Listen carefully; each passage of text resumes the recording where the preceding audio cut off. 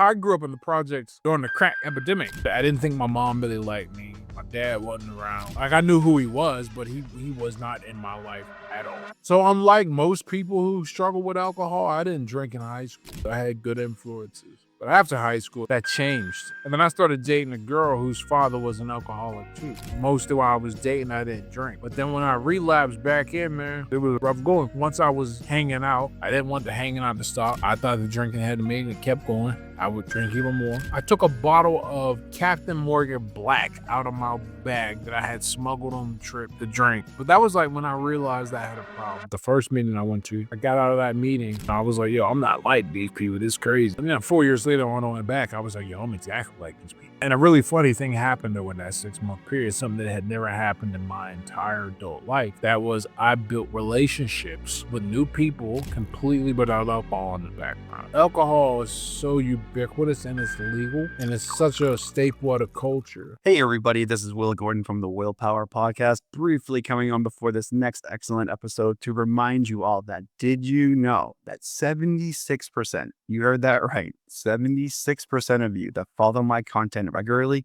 have not subscribed to my channel yet, and I'm really wondering why that is. So if you could, the easiest and freest way to help support my show is to hit that subscribe button on YouTube, Spotify, Apple Podcasts, all of it. Like it, share it, send it to people that you think it might help. Because that's what I'm doing here. I've been through it. I lost my liver. I lost my kidney. I had such a severe alcohol addiction that I feel you, okay? I understand what you're going through, and I'm really hoping that these stories are helping. So if you want to hear these stories keep going, then please hit that subscribe button. It'll be the best decision that you'll ever make. Thank you so much for supporting me, and I really hope you enjoyed this next episode. I heard it was a pretty good one. Take care, everybody.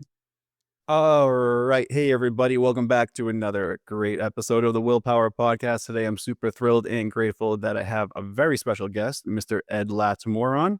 Ed is a former professional, let me just start over right there. So, hey, everybody. Welcome back to another episode of the Willpower Podcast. Today, we dive deep into some real talk about staying sober, building discipline, and owning your life. Today, I'm pumped to have Ed Latimore, a former pro heavyweight boxer, a physicist, which is something I'll definitely want to revisit, a competitive chess player, a best-selling author, and a sobriety warrior who's been alcohol-free since 2013. So clap, clap, clap, Ed. Congratulations on that, man. Ed's journey from Pittsburgh's projects to a life of purpose is unreal, and we're going to unpack how he uses willpower to stay sober and thrive. So let's jump in. So, Ed, how are you doing today, bud? I'm great, man. I'm great. And we got to make one correction, man. Just one. Let's go for it. This week, Correct me. This weekend on the 12th, or so I guess last weekend, no longer a former. I fought again. And Get out. yeah, won by a first round knockout. So it was a good time. You won by a first round knockout? Yeah, dropped the guy with a body shot. So it was a good time. I decided to come back as part of promotion for the book and to build buzz and press. And yeah, it ended up working out pretty well. So I'm focused. I haven't been in the gym at all this week, but that's because, and I probably won't be in the gym next week either, or this upcoming week. But we'll see. There's a lot of stuff I got to take care of with the book launch and all things. But For sure. other than that, it's your time.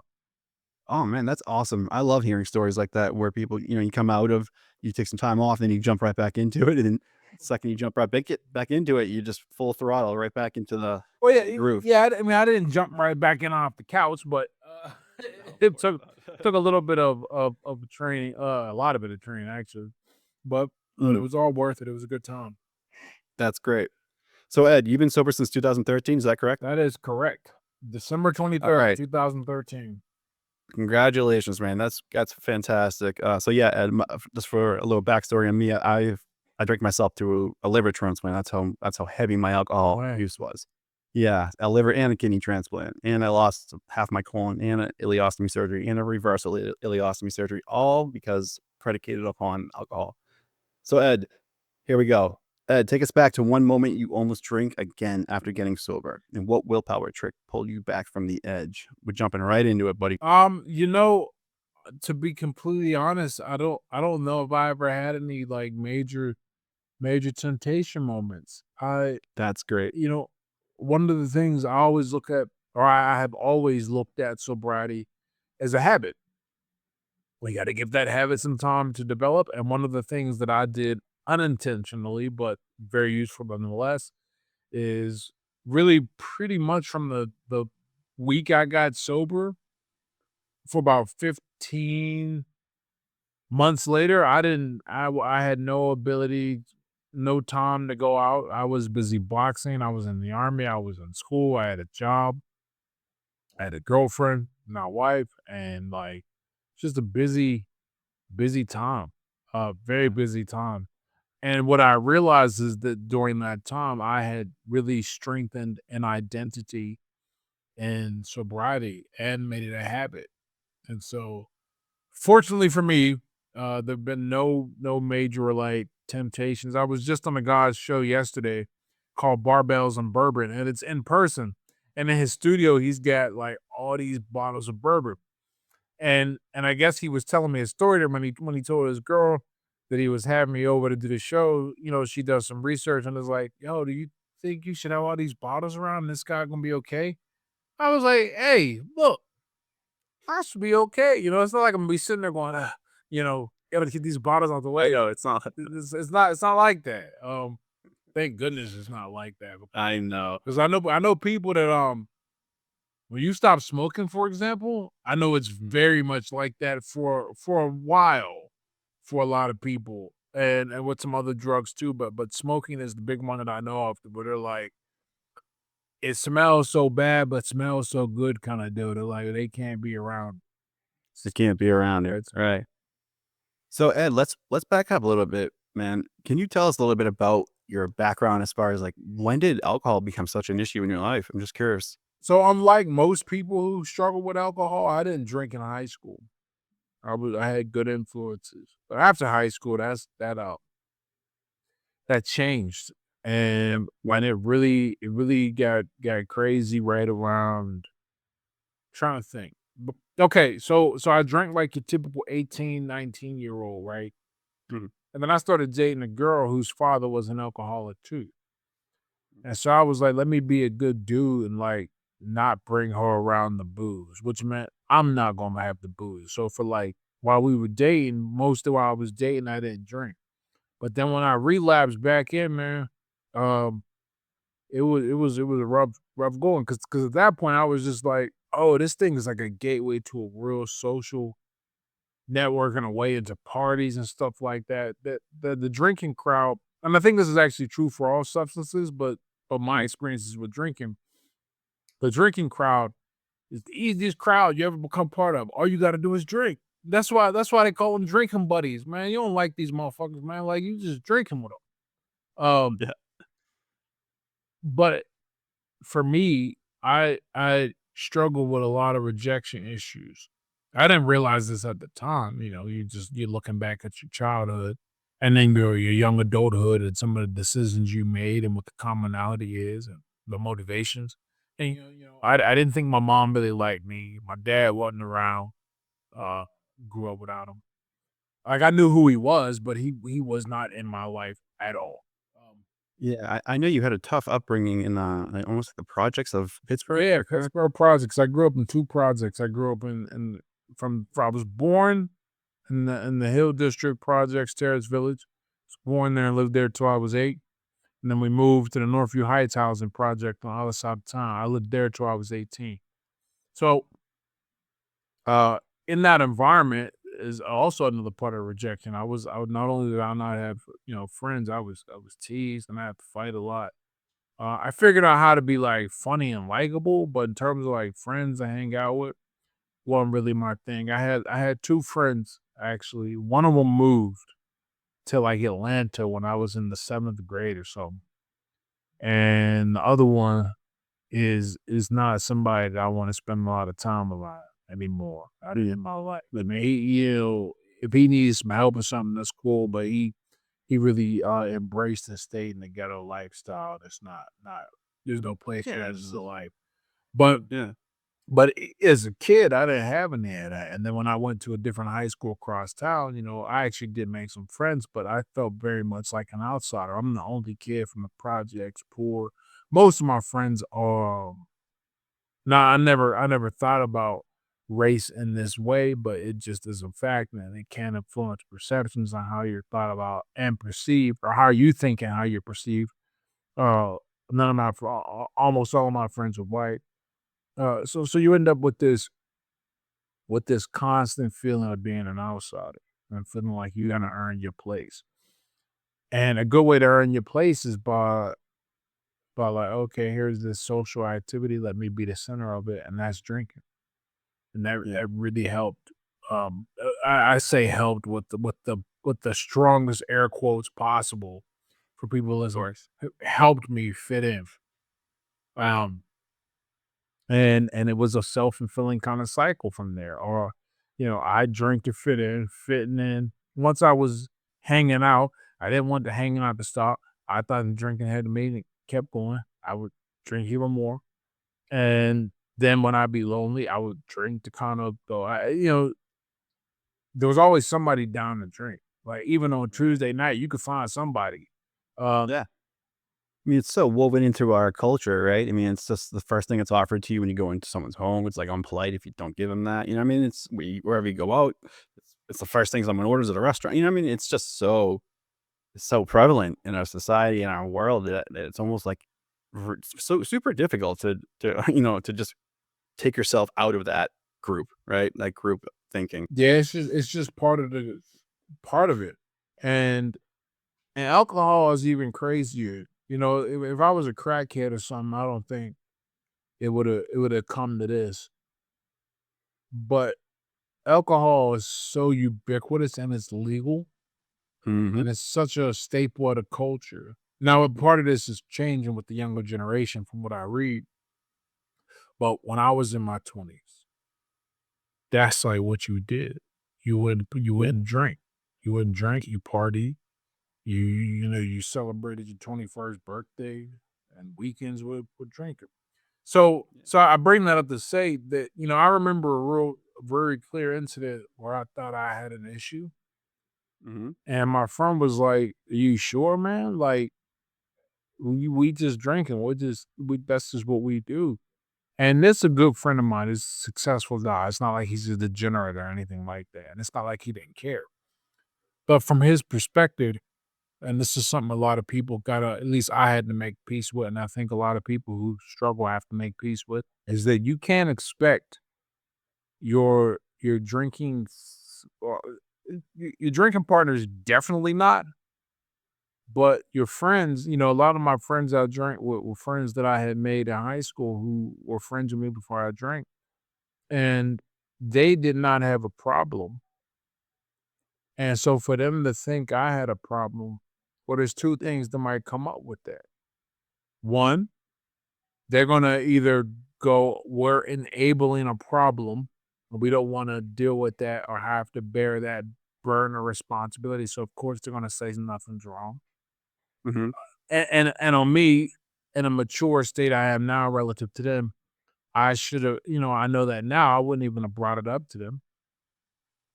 Or two, I do have a problem, and they accept that, but then they gotta start turning the mirror. They gotta start looking at themselves. Yeah, they got to do some Well, self work. maybe I have a problem too. And I wholly believe that all of my friends have a healthy relationship with alcohol, but they have a very different background than me. And it wasn't until I learned about the role that your background plays that I was like, "Oh, that makes a lot of sense." Like it just makes so much sense. I have a friend, this is a real story. I have a friend that said to me, "I don't see what the big deal about crack is, man. I smoked it like 3 times. I just didn't like it, man. It's not my thing." And see, for me, when I heard that, I I grew up in the projects during the crack epidemic, Yep. where people were turned out one hit, that was it. One hit, quit. They were it. Right? They would do that. In fact, that's how they got people hooked a lot of times. There's a great scene in the show Snowfall where when they figure out, how to turn cocaine into crack and all that, how do we get people on this? They give it out for free at first, to get people hooked. But what we learned from a set of experiments and from a natural experiment, well, so one in the laboratory with rats, and another natural experiment with GIs returning from Vietnam. We learned the power of your social network, more importantly, kind of like the love you experience in your life and the support system you have, and how that's a very powerful buffer to the effects of addiction of any substance. Right? Mhm. I didn't have those; they did, so they didn't have the issues. I developed the issues, the big Yeah, issues. yeah, yeah. Yeah. So Ed, like, when was the turning point? Like, what was the moment where you were like, "Oh my, like, alcohol is just it's not serving me anymore. It's only bringing me bad things." What you doing? When did But you talk about the moment I quit or the moment I realized that, because that's two realize? days. I like the moment you realize, and then we'll get to the quit. Okay, so this is a very clear moment. There was this girl that like I had met online, and she was okay, but I didn't really dig her all like that. Yeah. Um, but she managed to like get in my friend group, and I remember she invited me to go camping with her upstate New York, her and her friend. And I should have said no, but I wanted to see a different place. It was a cool experience, and I liked her enough.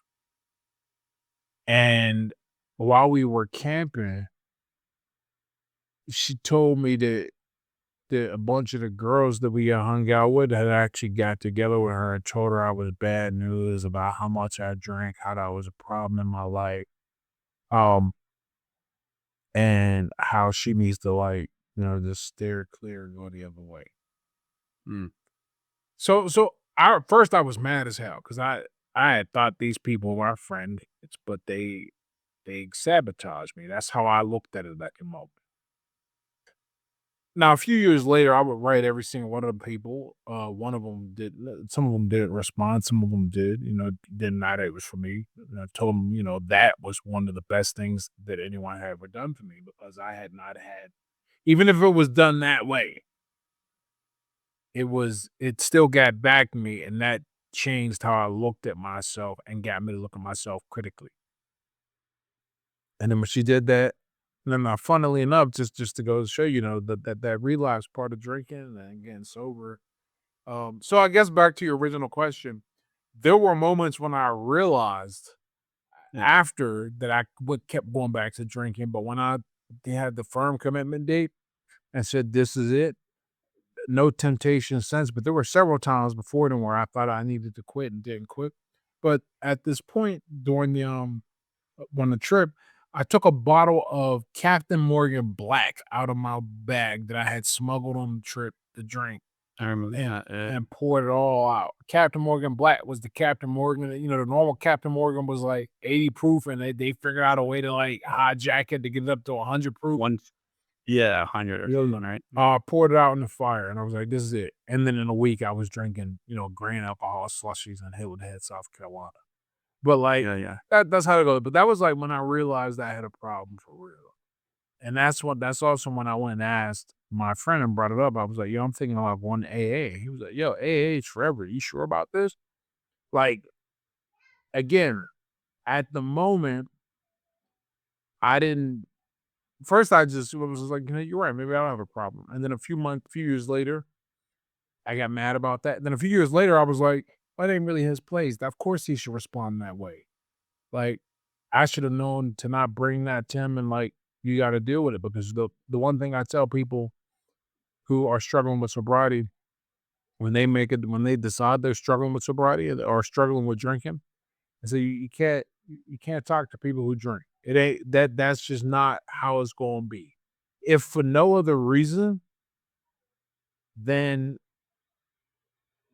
because they're doing it, they're not going to be able to look at you objectively. One, Right. two. Let's pretend that somebody like my wife who drinks, but she drinks the way I eat candy, which is to say, like, I don't really eat candy. Like, if it's around Mm. and and nobody, even still, I just kind of I give it to the kid or something. I hand it off. I don't mess with sweets all like that. ice cream now because the kid eats ice cream, but it's like a bonding activity. Um, Sure. but I said it to say like she has got the healthiest relationship we could have with alcohol, short of not drinking it. She barely drinks it. We don't keep any liquor or beer in the house. It's a bunch of wine in the basement, but she's the type of person that'll open a bottle of wine, pour a glass, drink half the glass, and then forget she opened the bottle, and it'll go bad, and she's got to give it out. Like that's just I don't think That's that way. yeah, my wife's the same way. She doesn't even drink anymore, but that she was exactly the same way, as yours. Yeah. So effectively, she goes weeks, months without drinking, and even then when we're out and I'm driving, she'll like do very similar thing, like not finish the drink. But Yeah. let's say it was that situation, and I brought it up to her. Well, she don't need that responsibility. That's my responsibility. That's my problem. So I got to deal with it. Now there are people you can't talk to. That is one of the great values of AA. Everybody's got different opinions about AA. I thought it was kind of. I didn't think it was pointless. I just didn't do that many meetings. I went to like two. But one of the things that's very valuable, and I really realized this the second meeting I went to, is you get to talk to people who are dealing with the same thing, who are in Mm, the very least making a step to get it under control. Whether they stick with it or not is the point. But nobody accidentally, no one forced you to go to a meeting. In other words, right. you go to a meeting because Like and yeah, you got to look for meetings. Like it's anonymous. You can't you'll just there's an Alcoholics Anonymous meeting over there. That kind of misses the point of the attitude, right? right. Uh, but that was the moment I realized I had a problem when Mhm. because you can like deal with the fallout. At least this is more alcoholic, not more, but I tell myself, or I used to tell myself, I used to justify my drinking in a lot of ways. Mm, And one of those ways, more addict thinking, was I was like, my life is fun 95% of the time. So, but it's only in that 5% of the problems I have, 100% of them are caused under the influence or exacerbated by the alcohol when I do like or not mhm. do because I'm drinking. And to me, I used to say that as a justification for why I'm fine drinking because the percentage wasn't higher. It wasn't 15, 20, 30. Okay. But I bring that up to say once you realize that you got an issue, you gotta be like, all right, here is that there's not much else we can do but what we can do. You ain't there. Interventions don't work. We got the stats on intervention because can't make somebody get sober. Can't make Yes. somebody get clean. That's so true. It has to inevitably come down to that person, being autonomous over their own decisions, their own life. What decisions are they making, right? Like, do they want to get help, Yeah. right? Like, what's their why? Right? We always talk about that in sobriety. Like, what's their why?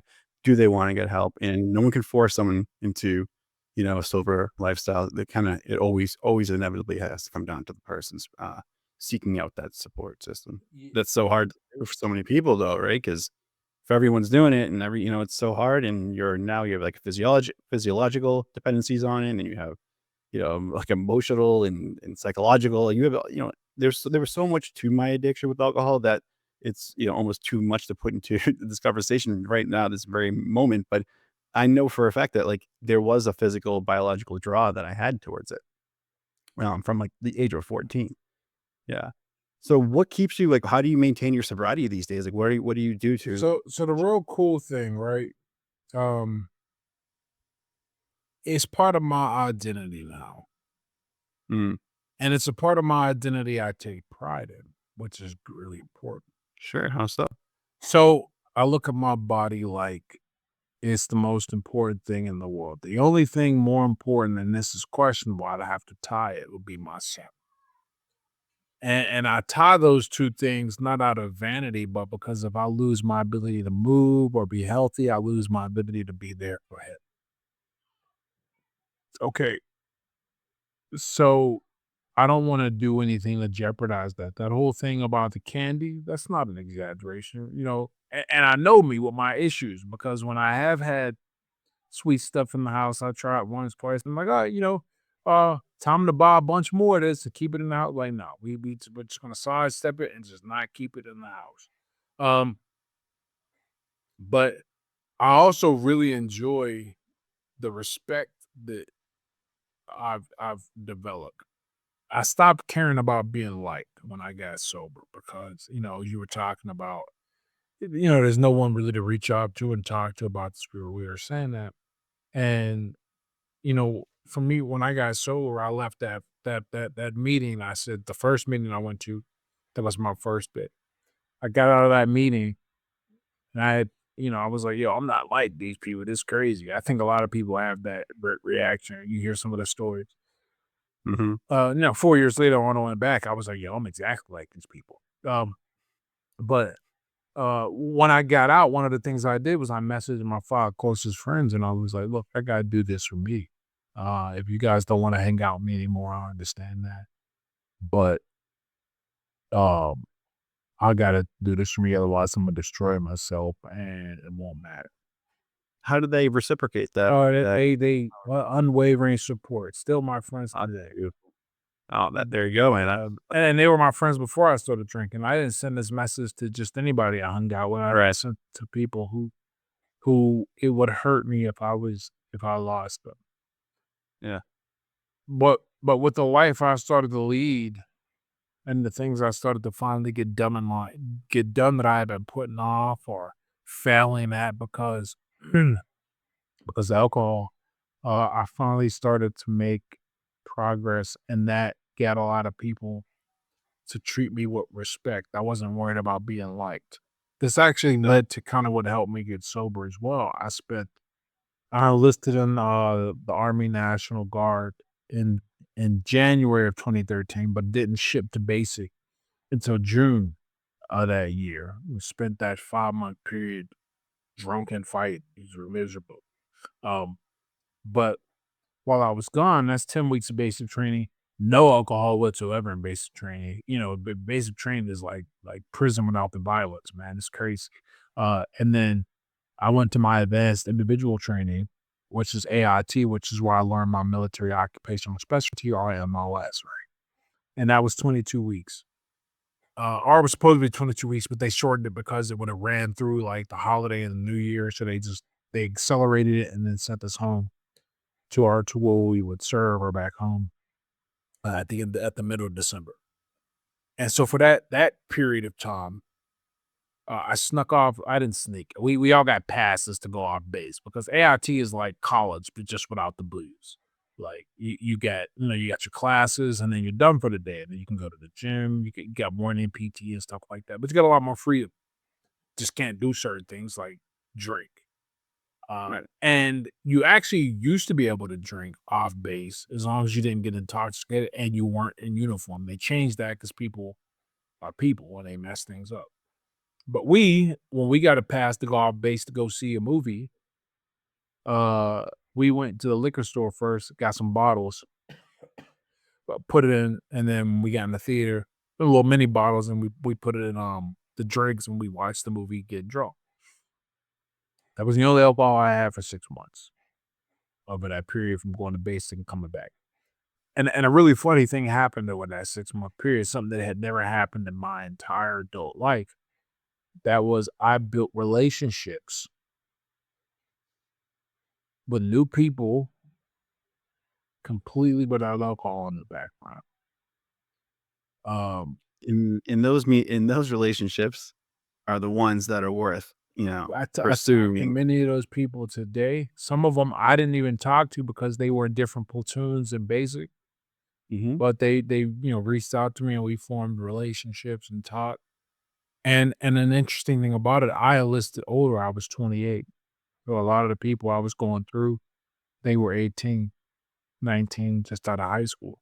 So these people are talking to me like I'm an older mentor. Sure. And so it changes my whole relationship with myself.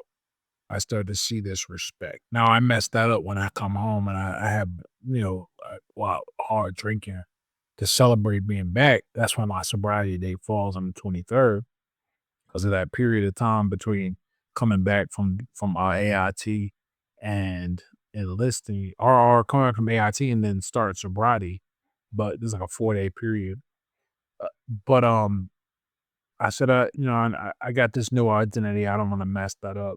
And then over time, I continue to build it. So now it is like very much part of me that I like me. I like who I am. I take great enjoyment. It is a pride. Almost too much pride in not drinking. I never like boast about it or anything, but I just like, oh, I don't drink. Give me this, give me that. It's part of me now. Yeah. Ed, I kind of want to go back to something you mentioned a little bit ago. You were talking about when you got sober, you weren't so worried about people liking you so much. And like you weren't seeking the approval of others so much. And I found that really fascinating because myself included, like that was a huge component of like my drinking. I just didn't like, I had no self-worth. I had no confidence. I was like 250 pounds. I was doing a job I didn't like anymore. I was having relationship issues because of financial constraints and things like that. So it was just like a mishmash of just low self-worth, insecurities, everything like that. So that's so true though. Like the second I woke up from the transplant, I said, I'm done. I'm changing my life forever. And I became this different person. And I started pursuing my goals and things that excite me and make this version of me now. Like I'm not so much necessarily worried about what people think of me. Like I wouldn't, I'm a teacher. So me doing this channel and explaining these stories, man, and like telling the world about everything that I've gone through obviously would probably hinder my chances of continuing to teach in normal public schools. But, I had to speak my truth and now I'm not so much worried about what everyone else thinks. So that's beautiful that you actually had uh, that, that Epiphany. really kind of, yeah, epiphany. That's the word, epiphany. It's look. I think that there are a lot of. Okay, you know what it reminds me of? That Tolstoy line in the beginning of Anna Karenina when he says, all happy families are happy the same way. All unhappy families are unhappy in their own way, or something to that. I'm paraphrasing. It was a bit more poetic, Sure. translated from Russian. But like, what that means is that you know, w- even though the families have a different dynamic, there is a certain number of things that they all get right, and that's why they're happy. Love, support, respect, etc. Right? Okay, so they get that right. Well, you can be unhappy in any number of ways, and all you got to do is miss one. But missing one makes it likely you'll miss two or three or four, or and so on. Well, every person that comes to have a substance dependency issue, Mm. they're unhappy somewhere. Yeah. Yes. And like that's not just me waxing on the metaphor. Mm-mm. That that research is fairly established, and we have it. Pretty much. Not only do we have it with the GI studies and the Rat Park studies, but one of the things we look at the adverse childhood experiences survey, and every adverse childhood experience you have, like exponentially increases your chances of falling into substance abuse or older. And what do all adverse childhood experiences have? They have that trauma aspect to it. So you have all of these things that come together and they make a person susceptible to drinking because there's something broken, something missing, and they make them susceptible to substance abuse. Something's broken, something's missing, and they get that from this substance. Now, what is that? It depends on the person. Hmm. For some people, it it is the ability to connect and bond with others. For Hmm. other people, it's the ability to kind of forget themselves and fit in.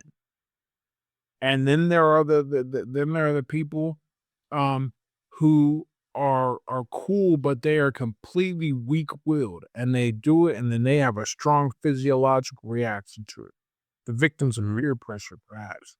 Oh, Sure. all of these things come together, right? Or maybe one of them is off.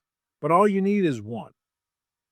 So every person that ends up becoming an addict, they're unhappy somewhere. Mm. Um, and many of them in many areas. but at least one. And it's their own way, their own background, their own reason what the only their own reason why they are jacked up. And I think that that's just just hearing your story and hearing other people's stories, the commonality. One of them things is missing. Like Mhm. or to phrase it differently, happy people don't get hooked on stuff. Um, Yeah. it's it's yeah. Well, I would say that happy people are so well balanced in every kind of area of their life, relationships, friendships, what they're putting into their body, exercise, how they're treating others in the world with kindness, compassion, vulnerability, love, right? Like if you're not practicing those 4 areas, I feel like that's when things can really start to kind of fall off the rails. I tell people that other people are the most important thing. I believe that. I think when you look at the commonalities amongst cultures across time, Mm, we have always been tribal. Almost, to a fault, really, because that's how we're designed. sure. Millions of years of One of evolution. the reasons they posit that rejection is so painful, in fact, that your brain registers that they've done experiments with this where they looked at people experiencing rejection under MRI or fMRI, and your brain registers the same way as being hit physically. Physical pain. Mhm. And they posit the reason for this, being an outcast, being rejected, Yeah, uh, was so tied to dying because we can't do this life alone, especially when you gotta like live on a farm or hunt together or something like that.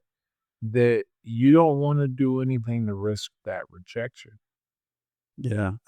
I've actually read that too. That's a really interesting point, especially when it comes to drinking too, but I know for a fact that, like, we're constantly, that's why people this is something that I always struggle with too. Like, say I'm having a good day and things are going well, and I did the thing I had to do, and this went well, and then blah blah blah. But then at 2:30 p.m. there's some guy that cut me off, and then I called him like a prick or something like that. And next thing I know, I'm going back into that downward spiral. Or maybe I got passed over in a promotion or something by someone else, and maybe the other person was more qualified. I don't know, but you just take that to heart. Like that's the only bad thing that is it going on in your life, but you had all these beautiful blessings up until that point, and then all of a sudden that one little thing switched your mind into all of a sudden this downward spiral of thinking instead of thinking of it in a positive way. And I think a lot of that can relate back to almost like a biological hereditary thing that we've kind of done over the years. Like once you do something to kind of alienate yourself from the pack, then that can be really scary, and that's why it's like the first thing in our mind when something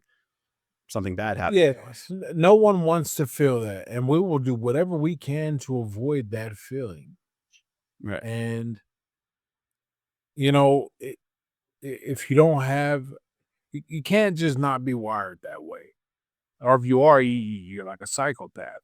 And kind of, yeah, I think that might be a kind of defining feature there. Whatever reason they don't have those constraints. But if you don't have that, if you don't have that support, you're not brought up with it. You're more likely to engage in activities that will give it to you as quickly as possible.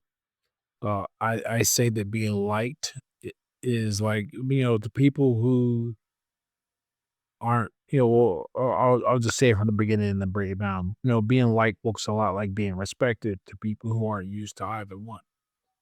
And if you don't, we can throw love in there somewhere, but ultimately it all boils down to having a place in a social network where your position is valued.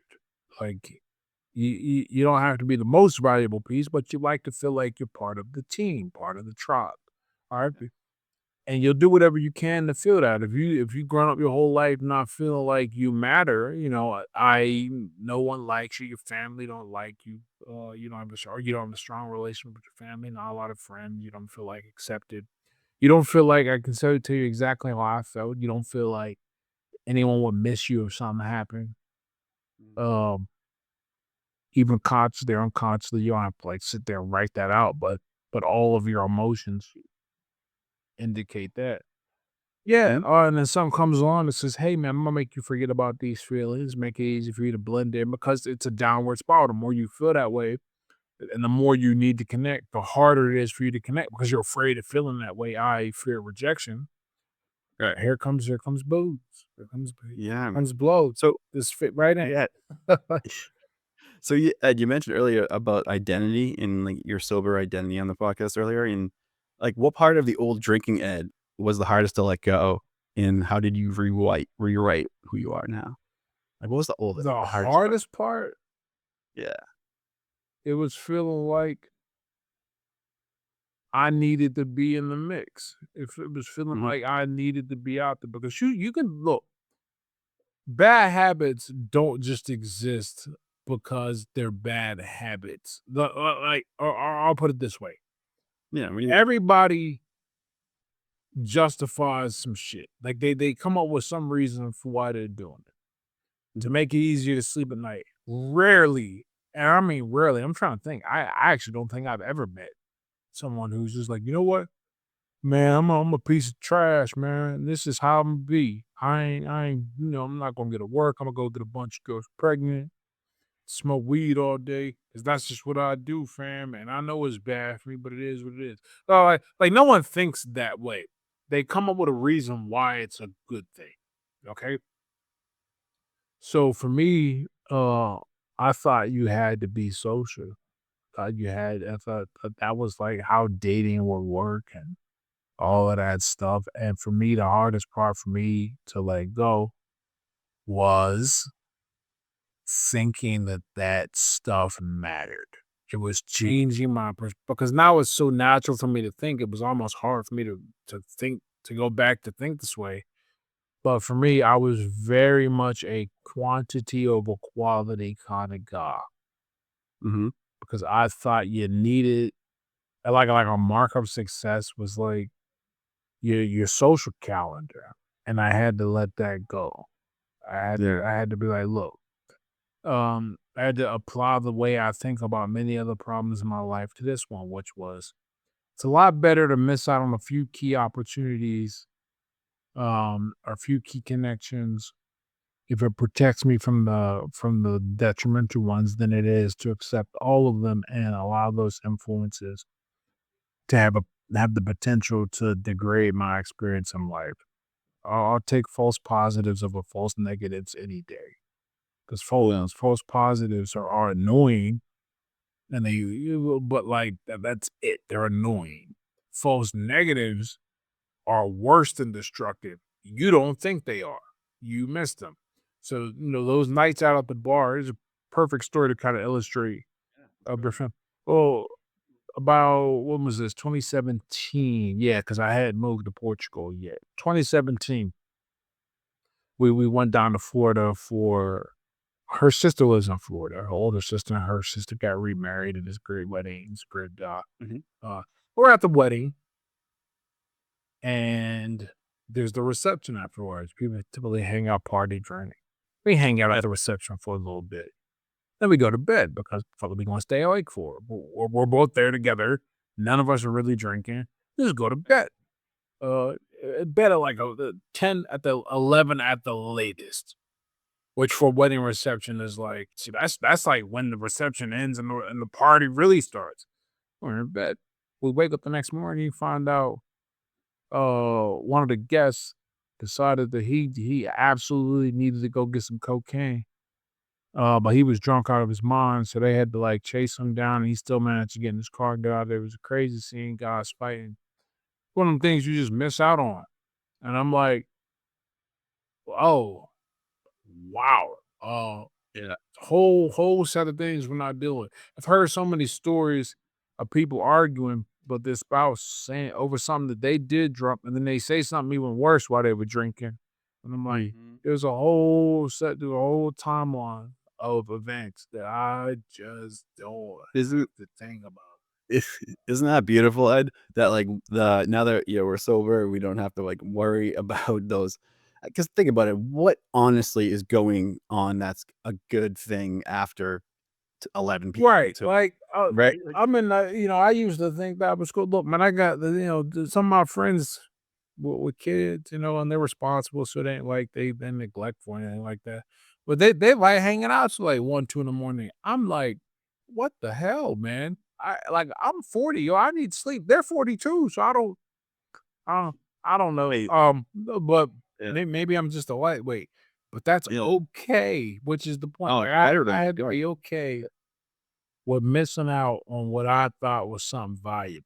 And it's only people could tell you to the blue in the face, this shit don't matter. You're not gonna realize it until you go through it and you go, oh, okay, this is a lot better than the other thing. But that was probably in fact, it was the hardest thing, thinking that I would not have a social life whatsoever. Yeah, for And, sure. and, and eventually going, it don't matter. That's okay. Because yeah, that's better to have better to have no social life in here than have a popping one in prison, you know? Right. That's so true. I mean, like that's everyone gets so worried when they get sober that, they're not gonna have any fun anymore. Like, how am I gonna go to a wedding and not drink? How am I gonna, go play whatever, golf and not drown or whatever, whatever you're passionate about. And usually is like some kind of alcohol collaboration within it. There's still like it did kind of it was weird for me at first, like trying to force being the sober guy. But once I embraced it and became the person that I eventually am now, uh, I started realizing oh, I'm smiling as I'm playing beanbag toss still. Oh, I'm smiling and laughing as I'm joking with the boys. Oh, I'm smiling and laughing. Everything was still like I was still doing all those fun things, when I was boozing it up with the boys, but now it's just changed different, and I'm conscious of that, and I don't have that hangover the next day, and I don't have low self worth about like why did you do that? What did you say last night that you don't remember? What stupid thing did you embarrass yourself in front of others? You don't have to worry about that anymore. It's such like a relief. It's just like a calming presence of control over your Yeah. mind and body. It is really great that way, man. And that's another thing that people didn't really appreciate that was big for me is look, when I can deal with somebody not liking Ed Latimore, the sober, clear-minded guy, whatever. Like if I am not your cup of tea, who I am, that is okay. Life is short, and you should not spend your time interacting with people you don't like, even if that's me. I get it. And even if that's because of something I said one time, as long as I said it and I own it, that's cool. All right. What bugged me was when I would behave one way under the influence and people would use that as a gauge for my personality. And it didn't bug me because I thought it was unfair. It bugged me because it wasn't me and I was not representing myself authentically. Whether it's the best version or not, beside the point. It's I used to say, here's more that addict thinking. I used to say, yo, if you wouldn't like me drunk, you definitely wouldn't like me sober. Craziness, right? I used to think that. I used to say that, but it was a justification. But the reality is this look, anything that comes out of my mouth, I say I do now, I own it, whether you love it or hate it. And I love that. I didn't like if somebody liked me or disliked me because I was drinking. Because either way, I got a problem, though for entirely different reasons. I'd meet girls while I was drinking, and they were like, "This is a guy that drinks and parties all the time." So now I got to keep that up if I want to keep seeing this girl interacting with her. That's Mhm. miserable, and of course, I won't want to do that. One, because I'm young. Two, because she is probably kind of cute, and three, more importantly, it alleviates my feeling of rejection. So there's that.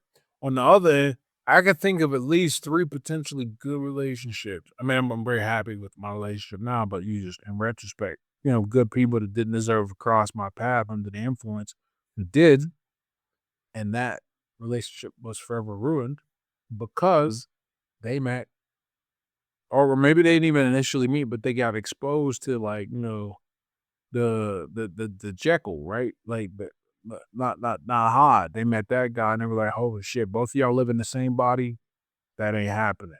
So that's a great thing, man. Is you have 100% control of what you say and do. All the and the authenticity, or like more specifically integrity, which is like in Yeah, its you're pure sense, like words match deeds, match thoughts kind of deal. absolutely. Yeah, your words have to match your actions, right? So Ed, we haven't even talked about your professional boxing career, and this is like my little, maybe not the best way, but like my way of kind of bringing that into it. So Ed, boxing's as mental as it is physical. So tell us about a moment in the ring where your mind, not your fist, won the fight. Not every fight, but I mean, look, let's talk about the last fight because that's the one All that right, was let's talk recent. about it. I'm out there in this little rusty. My opponent is not taller, but he's bigger and stronger. Um, Mhm. and he hit me with a great shot. Like it was a good shot. Like, and I didn't actually realize how good it was. When you hear the crowd react, my buddy was telling me when he saw me the next week, he was like, how you took that shot tells me more about you. I'm more impressed with that than the knockout. And I was like, damn, it was that bad. Uh, but I bring that up to say, uh, what he said afterwards was really interesting. He goes, because a lot of guys would have rolled over with that because you don't have to do this. So it would have been real easy to just, take a way out with that. And I'm like, okay, I got you. Yeah. But what he was saying is sounds extraordinary, but it's how the whole sport is conducted. Look, I'm gonna just keep it real with you. Boxing is the physical part is easy, and it's fairly straightforward. Your body will respond and react to the stress you put it under. So you put it under stress, and you get in shape enough to go 4, 6, 8, 10 rounds of it being under stress. It's pretty easy. Uh, from a pure measurement of your vital standpoint, Mhm. psychologically and mentally, man, people get they crumble for lots of reasons. Little things like your punch doesn't seem to affect the guy. Uh, you miss a shot. You take a shot and you're like, oh, that's real. That's a 10 ounce glove, not them 14 ounce gloves I've been getting. Well, 16 ounce gloves I've been getting hit with in sparring. Um, this is gonna be a rough night kind of deal. He's still here. It's hot. I'm the lights, all that. Um, it's very easy to get distracted. The crowd is yelling stuff, but you gotta zone in, Mhm.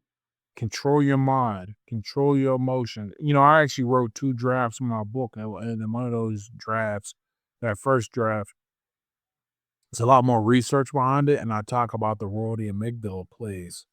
And the amygdala. Yeah, Ed, mention those books real quick for our No, audience that are so the book curious. that I'm referencing right now is Hard Lessons from the Hurt Business, Boxing, and the Art of Life.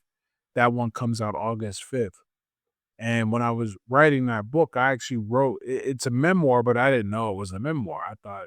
I don't know what I thought it was. Uh, Mhm. but the first draft of it was not as much of a memoir as the second draft. And in that draft, there's a lot of research I conduct. And one of those pieces of research is like how your body reacts to fear and how we deal with it in the ring. Mhm. And your amygdala is the part of your brain that fires off, or that signals the release of like cortisol, norepinephrine, Stress, yeah. those, and makes you, go into fight or flight mode. Mhm. And the activity of the amygdala is inversely correlated to the activity in the prefrontal cortex. That's the part of your brain that's like planning, thinking, Yeah. um, Executive functioning stuff. function, executive function. So the more afraid you are, the less you think. But the inverse of this is true as well. If you can learn to control your thinking and stay focused, you can greatly mitigate or reduce the effects of fear. And Sounds And look, a fight is terrifying. Every part of a fight is terrifying. There's anticipation of the unknown when you're in the locker room. There's the walking and being exposed to other people. When you walk to the ring and you're up on this elevated platform above a crowd, and that's what they're looking at the fight, nothing else. It's got their attention. There's the fear of bodily harm, right? And I'm referencing the fears like this because part of that chapter I've researched, I found out about this doctor called Albrecht, who wrote down all fears in the 5 categories: restraint, mutilation, embarrassment, um, invasion, and like something's inside of you, restraint, mutilation, Strength, mutilation. which is like harm, restraint, Yeah, mutilation, like the social embarrassment, rejection, maybe. I think that might be it. Thinking about that makes sense. so you get all those things in a fight, and the only way you can make it through it is to control and steal your mind. You lose a fight. Tyson said it best, man. Guys lose the fight before it even starts. A lot of Yeah. time because they're afraid. As Tyson's reputation did so much work for him. Yeah. Tyson really drops some awesome truth bombs, every now and then. He's poetic, man, in the way he can kind of Yeah, and look, put things. that's like in the history of Mimon Musashi, right? The warrior poets. Warrior poet. Yeah, yeah. I knew Musashi. Oh man, we're very similar. I think. Yeah. I think we have a lot of similar interests. Oh, speaking of which, you can you talk a little bit about like your competitive chess player? Do you ever get that same anxiety and fear as you're going in playing competitive chess? Because it's Sure. well, what? It's just not as dangerous, man. Now Of it's course, I mean, submit that facetiously. and there's just less on the line because I'm not like some great chess player. My peak rating is like 1850, which is strong. It isn't going to beat someone who does this full time, but you know what it does? It's earned me a warning from or a warning. The hustlers on the street know to not bug me downtown when I'm down because they're just not going to win. Yeah. I but because 1850 now that ain't like New York hustle, like I've seen them videos. But your local guys down here, who like to try and emulate that, nah, they lose them money. And I'm like, if you're dumb enough to if you're in this position and you're dumb enough to bet on a pure skill game, it's not like we're rolling dice. What you're saying is that I should be well, look, it's not a bad bet. It's just not a good one to make against because you never know. You You never never know. know. Um, Hey Ed, can I ask you, like, you're a physics major? yeah, I went to school. When I went back to school, I went to school for physics. That degree behind my wall from Yeah, I'm looking over that. Duke Did you University. ever like implement physics into like how you you're swinging and moving? Oh, so I got a great story about this. I'm gonna try and keep this. Oh man, I'm so happy I I'm got gonna try and keep this as abridged as possible. Mhm. But there's parts that got to be a little lengthy. Anyhow, oh, part of the reason why I decided to come back to fighting, there are many reasons. I wrote a great essay on it because I had to clarify my thoughts. But one of the reasons why I decided to come back to boxing was I had spent like 2 or 3 years doing some part-time coaching, and I wanted to make sure everything I said or taught them stood up in the court of boxing, right? Now, that's impossible because lots of reasons. Boxing is like stupid. In the sense that there's no like unified way to do things and everyone thinks their way is the best, even if it's like patently wrong. And this would be okay, except anyone can become a coach in boxing. Like you literally just throw a towel. It's not like someone's gonna hire you for the head coaching job for the football team because of what you've done or your experience playing. I know guys that have not done anything in the amateurs or the pros who are boxing coaches. I know guys who've not ever fought and are boxing coaches. Like coaching guys that fight. It's crazy. When people find that out, they're like, how is that possible? Anyhow, so I started making sure I could understand the biomechanics of the sport. And then on top of that, there was the time around the same time my coach calls me up and asks me to come on. He's got a pretty big YouTube channel and IG following around his boxing. Asked me to come on and explain why you don't want to spin your foot on the ball for a hook, which is this common debate. And he thought it was a physics question. I guess in a pure sense of the word, it is because it's a question of force and projectile, or not projectile, but force and matter, mass. But it was really a biomechanics question. So I wanted to make sure I answered it clearly. So I went and dove. I went and dove in so much that this book right here, I actually bought this book. This is $140 textbook. Then that's the fundamentals of sport, Awesome. the We the can. fundamentals of biomechanics and sport exercise, which relies on a lot of physics to understand physics and math. That's yeah. Wrong stuff. That's cool. Um, So I'm applying all of that to really understand what I have to do because I can do things now I couldn't do 8 years ago when I was fighting.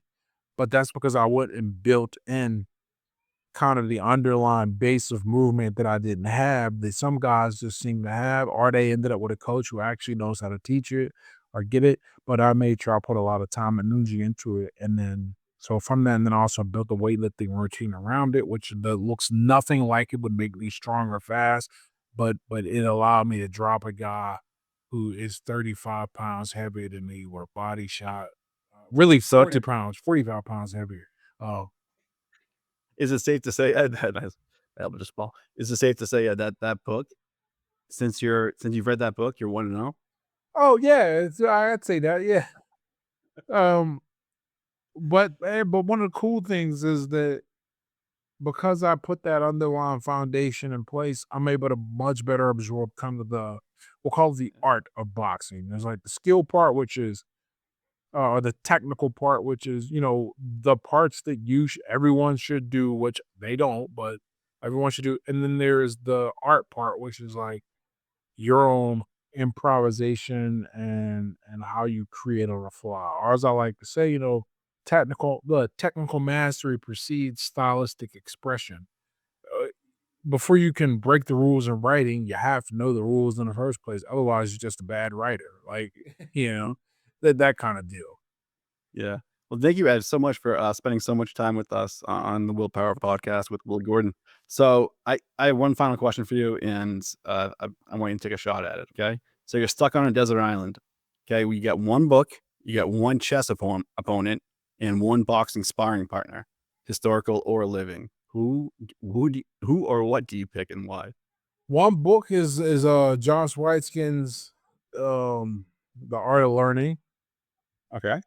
One chess opponent is Magnus Carlsen, and one sparring partner, Marvin Hagler. Marvin Hagler. He's the one that knocked down. He is that. Like, didn't he? What was he famous for again? Marvin. He's famous for a few things. One that you might be familiar with. One is the War, the 3-round fight with Thomas Hearns, Okay. and then he's also one of the Four Kings, the four kind of like middleweight, not middleweight, light middleweight kind of welterweight champs of the 70s, 80s. It was Marvin Hagler,